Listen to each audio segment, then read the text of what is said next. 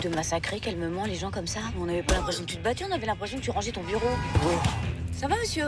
Pardon, oui, parfaitement, madame. C'est ça l'excuse? J'ai fait 8 ans de tôle, je suis innocent, j'ai le droit de scalper des vigiles sur le trottoir? Non mais tu te rends compte que t'as bouffé le règle de ce mec? Oh! Pardon, je suis désolé.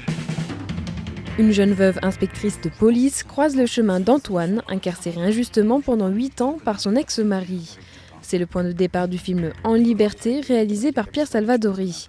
Un scénario mêlant gag et émotion qui a poussé l'acteur originaire de Strasbourg, Pio Marmaille, à se lancer dans cette aventure. Je connaissais Pierre Salvadori depuis un certain temps. On avait fait un film ensemble avant qui s'appelait Dans la cour. Et il m'a dit, écoute, j'ai écrit un film en pensant à toi, enfin, de personnage d'Antoine. Est-ce que tu veux le faire? Donc j'ai tout de suite dit non, évidemment, parce que c'était la réponse la plus normale. Et finalement, j'ai dit ok.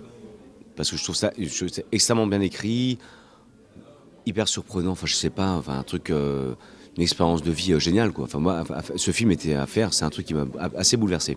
Je pense que Pierre, il a su saisir, chez moi, c'est peut-être quelque chose d'un peu excessif, ou tu vois, un peu border, un peu libre et explosif, quoi. Et c'est la première fois où il y a un metteur en scène peut-être arrivé à toucher ce truc-là qu'il y a chez moi. Et du coup, j'étais très heureux d'avoir la possibilité de partir dans cette direction-là.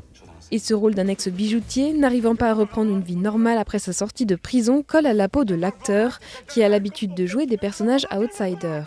Ce que j'aime dans le personnage d'Antoine, c'est que c'est un type qui est complètement un peu bousillé, un peu frappé, mais qui veut rentrer dans une normalité. Et du coup, il préfère manger les oreilles des autres.